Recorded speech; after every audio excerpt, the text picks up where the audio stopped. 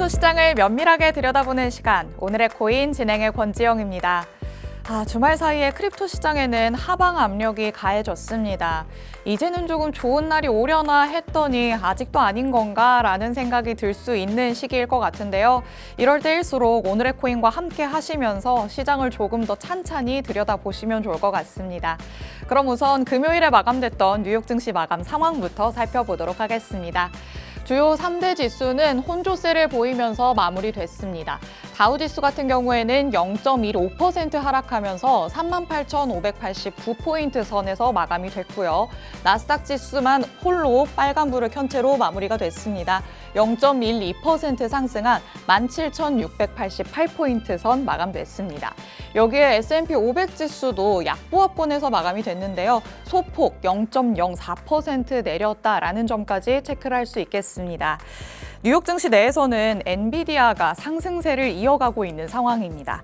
이날 1.75% 오르면서 4거래일 연속으로 랠리를 이어가는 모습 보여줬는데요. 여기에 또 어도비가 예상치를 상회하는 실적을 발표한 데다가 연간 가이던스를 상향하면서 14% 넘게 급등하는 모습을 보였습니다. 이 두 가지 종목 덕분에 나스닥 지수가 3대 지수 중에 유일하게 상승 마감할 수 있었다라는 점도 체크할 수 있을 것 같습니다. 하지만 증시 전반에는 뚝 떨어진 소비자 심리지수가 그닥 좋지 않은 영향을 미쳤습니다. 지난 금요일에 미국에서 6월 소비자 심리지수가 발표가 됐는데요. 65.6으로 집계가 됐는데 시장 예상치인 72에 크게 못 미치는 모습이었고요. 지난 5월과 비교했을 때도 3.5포인트 하락한 모습이었습니다. 이는 7개월 만에 가장 낮은 수치였다고 합니다. 여기에 또 장기 인플레이션 전망치도 상향되는 모습을 보였습니다. 1년 기대 인플레이션은 3.3%로 전월과 같았지만요. 5월 장기, 5년 장기 인플레이션이 3.1%로 전월에 3.0%로 나왔던 것 대비해서 소폭 상승한 모습을 보여줬습니다. 이렇게 발표된 경제 지표들 때문에 안전자산으로의 쏠림 현상이 일어나면서 미국 국채 시장이 나흘 연속으로 랠리를 펼치는 모습 보여줬습니다. 10년물 국채 금리 지금은 조금 올라가는 모습입니다. 0.84% 오르고는 있지만요. 전반적으로는 하락 추세 보이고 있다는 점 참고하시면 좋을 것 같고요. 달러도 강세를 보이면서 11월 이후에 최고치를 보였는데 지금은 잠깐 주춤하는 모습입니다. 0.04% 하락하고 있습니다.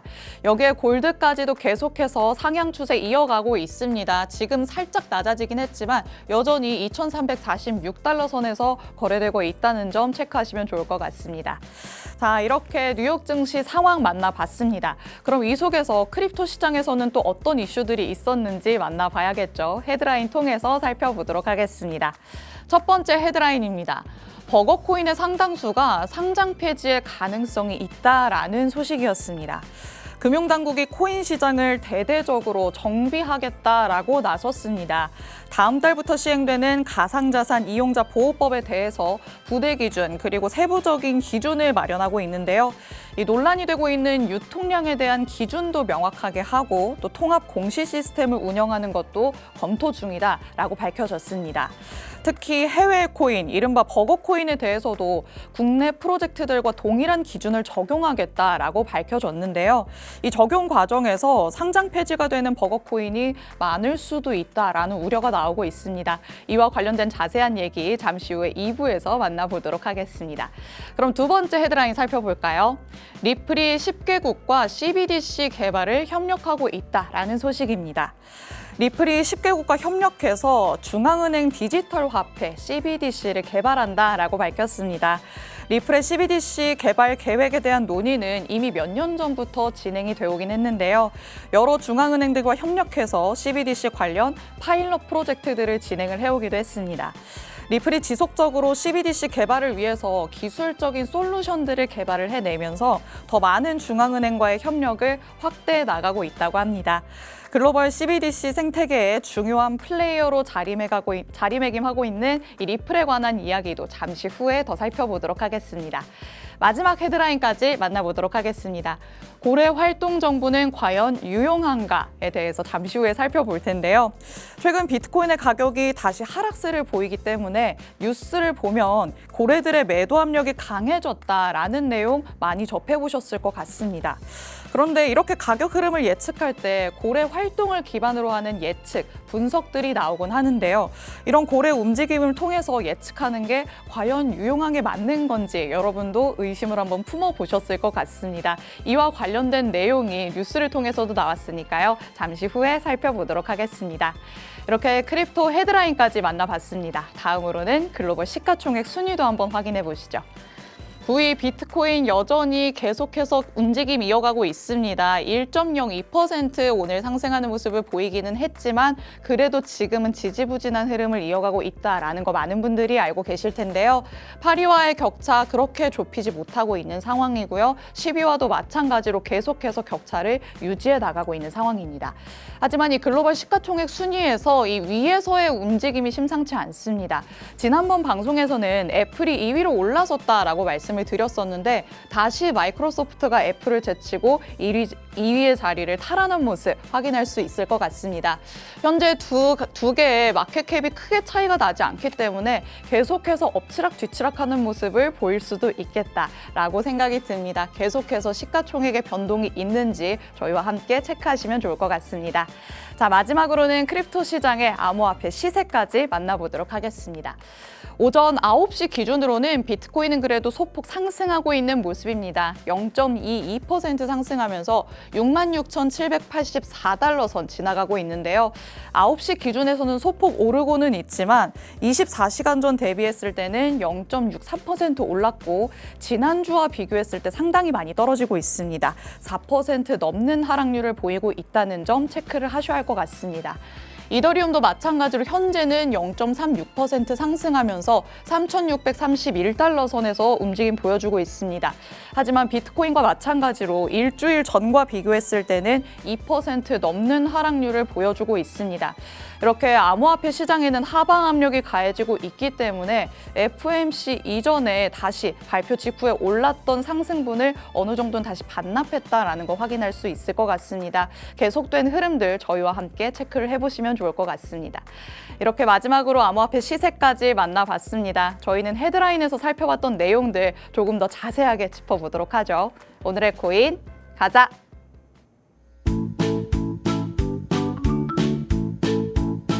6월의 셋째 주 월요일입니다. 오늘의 코인 2부 크립토 헤드라인으로 각각의 이슈들 살펴보도록 하겠습니다.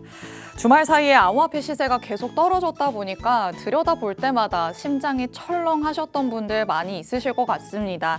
여기에도 주말을 지나오면서 이렇다 할 큰 이슈는 나타나지 않았는데요. 그래도 주말 동안 가장 많이 뉴스로 접하신 내용이 바로 이 내용이지 않을까 싶습니다. 바로 첫 번째 이슈부터 살펴보도록 하시죠. 자, 첫 번째 이슈는요. 해외 코인, 이른바 버거코인의 상당수가 상폐 가능성이 있다라는 소식입니다. 해외에서 시작된 코인 프로젝트 중에서 국내 거래량이 높은 비중을 차지하는 코인을 버거코인이라고 얘기를 하죠. 이 대표적으로 도지코인, 리플, 그리고 솔라나 등을 꼽을 수가 있을 것 같은데요. 이들이 일반적으로 겪는 제도적인 문제점들이 있기 때문에 이와 관련해서는 늘 논란이 되고는 합니다. 이런 문제점들은 주로 유통량이나 또 상장 폐지와 관련돼서 나오는 내용들인데 이런 부분들에 대한 기준이 명확하지 않다 보니까 논쟁이 벌어지는 거라서 금융당국은 기준을 명확하게 하고자 하는 움직임을 보여주고 있습니다. 다음 달부터 가상자산 이용자 보호법이 시행될 예정입니다. 이와 관련해서 금융당국이 부대 조치나 또 세부 기준을 마련하는 데 현재는 힘을 쏟고 있다라고 밝혀졌는데요. 이런 기준들은 국내 코인 프로젝트뿐만 아니라 해외 코인에까지 적용될 예정이라고 합니다. 이 가상자산 이용자 보호법 부대의견 이행 보고서는 블록미디어가 입수한 자료라고 합니다. 금융위원회와 금융감독원이 국회에 제출한 자료인데요. 이 보고서 내에 관련 내용들이 아주 상세하게 적혀 있었습니다. 금융당국이 보고서에서 밝힌 바에 따르면요. 이 암호화폐 시장의 경우 발행재단과 별도의 협의 없이 거래소가 주관해서 상장을 결정하는 비협의 상장이 존재한다고 합니다. 이런 경우에는 구체적인 정보를 알기 어렵고 또 정확한 유통량을 산정하거나 유통량 계획을 준수하는지의 여부를 확인하는 게 굉장히 곤란하다라고 밝혀졌습니다. 그럼 어떤 경우에 코인 상장이 가능하고 또 어떤 경우에 상장 폐지를 결정하게 되는 건지 한 번씩은 궁금해 하셨을 것 같습니다. 상장 심사 요건을 모두 거쳐야 상장이 가능할 테고요. 또 상장이 되어 있는 코인 중에서도 이 상장 요건을 하나라도 충족하지 못한다면 유지 심사에서 아마 상장 폐지가 결정이 되는 걸 것 같습니다. 코인의 상장 심사 요건은 형식적 심사 요건 그리고 질적 심사 요건으로 나뉘는데 총 9가지로 분류가 된다고 하고요. 분기에 1회 유지 심사가 진행된다고 합니다. 우선 형식적 심사 요건은 크게 4개 분야로 나뉜다고 합니다. 이 중에 하나라도 해당 사항이 발견되면 상장이 안 되는 거겠죠. 첫 번째는 발행 주체의 신뢰성입니다. 가상자산과 관련한 중요 사항을 미공시한 적이 있지는 않은지 체크를 하는 것 같고 또 정당한 사유 없이 임의 변경을 반복하지는 않았는지도 확인을 한다고 합니다. 그리고 발행 주체와 운영 주체의 주요 지갑 정보를 제대로 확인했는지 체크하는 단계가 바로 이 발행 주체의 신뢰성이 제대로 되어 있는지 이 부분이 될 것 같습니다. 그리고 두 번째는 이용자 보호 장치입니다. 발행 주체와 운영 주체가 작성한 가상자산 관련 중요사항 설명 자료가 있는지도 체크를 한다고 합니다. 정확하게 설명을 해놓은 자료가 있어야지만 투자자들이 그 부분을 확인을 하고 활용을 할 수가 있겠죠. 그리고 온체인 거래 감시 수단이 잘 갖춰져 있는지도 확인을 하는 단계가 이 두 번째 단계라고 합니다. 그리고 세 번째는 기술 보안입니다. 가상자산과 지갑 혹은 분산원장 등에서 원인을 모르거나 아니면 치유되지 않는 문제가 발생하지는 않는지 이런 부분을 확인을 하고요.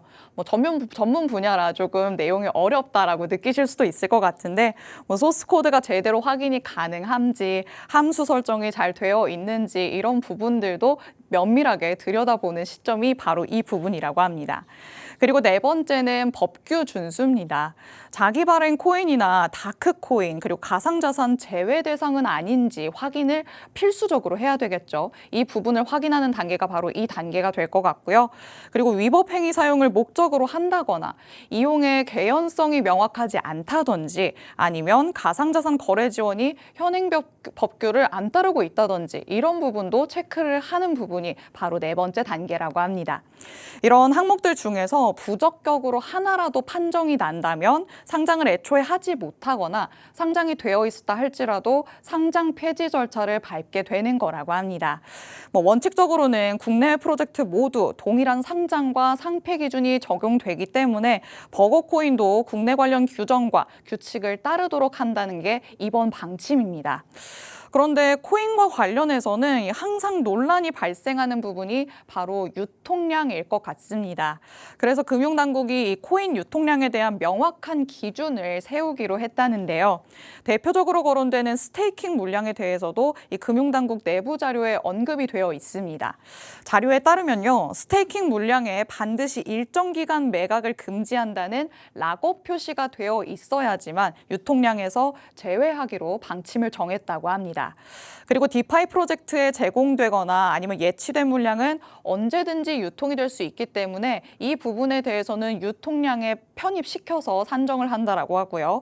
복수의 블록체인에서 코인이 발행된 경우에는 발행재단이 제공하는 그 브릿지를 통해서 코인 간의 스왑이 가능할 때 이를 유통량에 합산한다라고 합니다. 확실히 개념적으로만 따져봤을 때는 여기저기 얘네가 확실하게 왔다 갔다 할 수 있는지 제대로 움직임을 보여줄 수 있는지 이 부분을 체크를 한다는 거겠죠. 유통량에 대해서 조금 더 이전보다는 명확한 기준을 세워가고 있구나라는 것도 체크를 하시면 좋을 것 같습니다. 이렇게 금융당국이 다음 달부터 가상자산 이용자 보호법을 적용하기 위해서 발행량과 또 유통량에 대해서 명확하게 정의를 내리고 거래소에 이를 지침으로 하달할 방침이라고 합니다. 국내 발행량과 유통량 기준에 따라서 위반 여부를 심사하는 경우에는 해외 발행재단이 자체 기준으로 임의를 작성한 유통량 계획을 가지고 있는 버거코인의 상당수가 이 유통량 계획 위반으로 상장 폐지가 될 수 있다라는 문제점이 지금 제기되고 있는 상황입니다. 강화된 발행량과 유통량 기준을 강제하면서 상장 폐지되는 코인들로 인해 이 이용자 피해가 발생할 것을 금융당국이 지금 상당히 우려하고 있는 상황이다라고 밝혀졌는데요. 규제와 관련된 제도 얘기를 하다 보니까 내용이 다소 어렵다고 느끼실 수는 있을 것 같습니다. 그래도 내가 발을 담그고 있는 이 크립토 시장이 점점 더 체계를 갖춰 나가고 있고 또 그 체계를 어느 정도 나는 이해를 하고 있어야 내가 시장을 보는 눈이 생길 것이고 또 코인을 골라내는 눈도 생길 수 있겠죠. 특히 해외 기관의 코인을 눈여겨보고 계신다면 이 함께 살펴본 상장 폐지 심사 요건들 중에서 하나라도 해당될 수 있는 코인인지 아닌지 이런 부분을 면밀하게 살펴보셔야 할 것 같습니다. 혼자서는 들여다보기 쉽지 않은 이런 코인 시장에 대한 원론적인 얘기들도 한 번씩 저희 방송 통해서 체크해 보시면 좋을 것 같습니다. 이렇게 첫 번째 이슈였던 버거코인 관련된 상장 폐지 가능성에 대해서 짚어봤습니다. 그럼 두 번째 내용 바로 살펴보도록 하죠. 두 번째 이슈는요. 리플이 10개국과 협력해서 CBDC를 개발한다라는 소식입니다. 이 리플의 CEO 브래드 갈링하우스가 중앙은행 디지털 화폐인 CBDC를 10개국 정부와 협력해서 개발하고 있다라고 밝혔습니다. 이 리플의 블록체인 기술인 XRP 레저를 활용해서 글로벌 금융 시스템의 효율성과 또 보안을 향상시키는 걸 목표로 하고 있다고 하는데요. 사실 어느 국가와 협력을 하고 있는지는 비밀 유지를 이유로 밝히지는 않았다고 합니다. 사실 리플은 2020년에 본격적으로 이 CBDC에 관련된 개발 계획을 밝혔습니다. 2021년부터는 여러 중앙은행과 협력을 해서 CBDC 파일럿 프로젝트들을 진행을 해왔는데요. 이 리플의 CBDC 개발 계획은 글로벌 금융 시스템의 디지털 전환을 촉진하는 중요한 단계로 평가받고 있는 상황입니다. 그런데 이 CBDC의 중요한 요소 중에 하나가 단연 다른 디지털 화폐와 전통적인 금융 시스템과의 상호 운용이 될 것이냐 이 부분이 될 것 같습니다. 리플은 이 상호 운용성을 지원하기 위해서 여러 가지 기술적인 솔루션을 제공하는 것으로 알려졌는데요. 이 솔루션들 중에서 쟁점 몇 가지가 있습니다. 우선 리플의 기술은 여러 블록체인 네트워크와 또 기존 금융 시스템 간의 통합을 용이하게 한다고 합니다. 쉽게 얘기를 하자면 CBDC가 비트코인이나 이더리움과도 상호작용할 수 있게 된다는 것이겠죠. 여기에 또 국경 간의 결제를 개선할 수 있도록 한다고 합니다. 지금의 전통적인 금융 시스템으로는 이 국경 간의 결제를 할 때 비용도 많이 들고 시간도 오래 걸립니다. 그런데 리플의 기술을 통해서는 실시간으로 여기에 또 저비용으로까지 처리를 할 수 있게 된다고 합니다.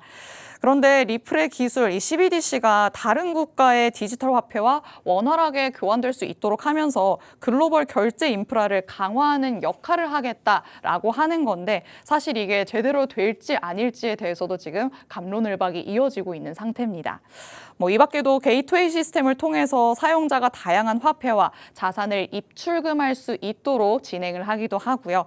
또 스마트 계약 기능을 통해서 다양한 금융 애플리케이션과 연계가 가능하게 한다고도 합니다.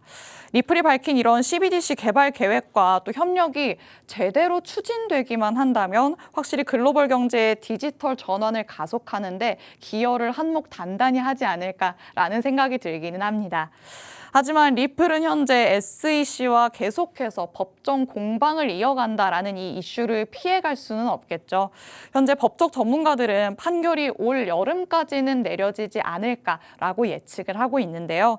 이미 소송이 길어지면서 이 규제에 대한 우려가 커진 데다가 이더리움처럼 현물 ETF 발행 등의 가격을 끌어올릴 만한 호재도 부족한 상황이라서 투자자들에게는 다소 외면받고 있는 게 현실입니다. 작년에는 시가총액 3위였던 리플이 지금은 시가총액 7위까지 내려와 있는 상태고요. 올해만 해도 지난 3월 11일에 찍었던 고점 대비해서 현재는 34% 정도 가격이 내려온 상황입니다. 이달 초에는 달러화가 가치가 연동되는 새로운 스테이블 코인 리플 USD를 출시하겠다라고 밝히기도 했고 또 한국과 일본의 여러 기업과 파트너십을 맺고 이 블록체인 혁신을 위한 기금을 출범할 계획이다라고 밝히기도 했습니다. 여기에 또 오늘 만나본 내용이었죠. 다양한 국가와 중앙은행 디지털 화폐 CBDC를 개발하고 있다라는 소식까지 접할 수 있었습니다. 그럼에도 이렇게 많은 사업 확장 계획을 밝히고 있는 상황에서도 리플의 가격은 반등을 하지 못하고 있는 상황입니다. 만약에 리플이 법적 분쟁에서 긍정적인 결과를 얻어낸다면 암호화폐 시장 전체에는 큰 영향을 미칠 것으로 보입니다. 이럴 경우에는 리플의 가격이 최소 1달러까지 상승할 가능성도 제기가 되고 있는 상황인데요. 과연 법원이 지난번에 이어서 다시 리플랩스의 손을 들어줄 수 있을지, 또 지속적으로 공개하고 있는 이 다양한 사업 확장 계획이 과연 리플 가격 상승에 모멘텀으로 작용할 수 있을지 여러분도 계속해서 리플을 조금 주의 깊게 살펴보셔야 할 것 같습니다. 자, 이렇게 리플에 관련된 소식까지 만나봤습니다. 사실 리플에 관한 소식은 계속해서 나오고는 있지만 이 가격만 놓고 봤을 때 외면받고 있는 게 현실이라 보유자분들은 조금 답답하실 것 같습니다. 하지만 곧 법적 공방이 조금은 끝나지 않을까라는 예측들이 나오고 있기 때문에 조금은 기다려보시면 좋지 않을까라고 생각합니다. 자, 마지막으로는 고래와 관련된 이야기를 간략하게 만나보도록 하겠습니다. 암호화폐 관련 뉴스를 찾다 보면요, 고래의 움직임이 이렇다 저렇다 하는 내용들 많이 접해보셨을 것 같습니다. 정말 과연 이 정보가 유용할까라는 의문점을 가지셨을 것 같은데요. 이 시청자분들 말고도 분석가들도 여전히 이 부분에 대해서 의구심을 품고 있다고 합니다. 지난 15일에 코인텔레그래프가 고래 활동 정보가 투자 정보로서 이렇다 할 가치가 없다라는 비판론이 일고 있다라고 보도를 했습니다. 특히 고래 움직임에 관련된 정보가 유용한 정보가 아니다 쪽에 힘을 싣는 분석가의 말이 X에 포스팅되기도 했는데요. 온체인 분석회사 글래스노드의 수석 애널리스트 제임스 책은 X에서 이렇게 밝혔습니다. 고래 움직임에 관한 관찰은 유용한 정보가 아니다라고 얘기를 했고요. 고래 정보에서 진정한 알파, 시장을 웃도는 좋은 성적을 추출하는 것을 본 적이 없다. 소셜 미디어에는 좋을 수도 있겠지만 거의 항상 이렇다 할 가치가 없는 분석이다라고 조금은 단언을 했습니다. 이렇게 유용하지 않다 정도는 아니어도 그리고 또 해석에 따라 다르다라는 의견들도 많이 나오는 상황입니다. 고래들이 영향을 미칠 수는 있지만 이 데이터가 확실한 지표를 제공하지는 않는다. 움직임은 다양한 방식으로 해석될 수 있다라는 의견인 건데요. 보통 다수의 분석가들은 이렇게 해석에 따라 다르다라든지 아니면 무시할 수는 없다라는 입장을 나타내고는 있습니다. 암호화폐 시장에서는 정말 다양한 변수들이 존재한다라는 전문가님의 말도 여러분 기억하실 것 같습니다. 이 시장에서 뭐든 100%라는 게 없기 때문에 고래 활동에 관련된 분석과 의견들에 대해서도 100% 맞다 틀리다를 놓고 의견을 나눌 수는 없을 것 같은데요. 그래도 지금까지 고래가 대규모 매도를 했을 때 가격이 급락했던 사례들이 몇 번 있었기 때문에 고래의 영향력이 아예 없다고도 말할 수는 없을 것 같습니다. 그래도 고래의 활동 플러스 다른 시장 지표들까지 조금 종합적으로 고려를 해야지만 암호화폐의 가격 흐름을 조금 더 잘 예측할 수 있지 않을까 싶습니다. 이렇게 고래의 움직임을 두고도 분석가들의 시각도 나뉘는 걸 보면 확실히 고래 활동에 대한 내용을 다루는 뉴스 기사를 봤을 때 무조건적으로 믿어서는 안 되겠다라는 결론을 내릴 수 있을 것 같습니다. 이렇게 고래 활동에 관련된 분석가들의 나뉘는 시각에 대해서도 얘기를 나눠봤습니다. 저희가 오늘 준비한 소식은 여기까지입니다. 본 방송에서 제공해드리는 정보는 투자 판단에 대한 조언일 뿐 해당 자산의 가치 또는 상승 하락을 보장하진 않는다는 점 꼭 유의하시기 바랍니다.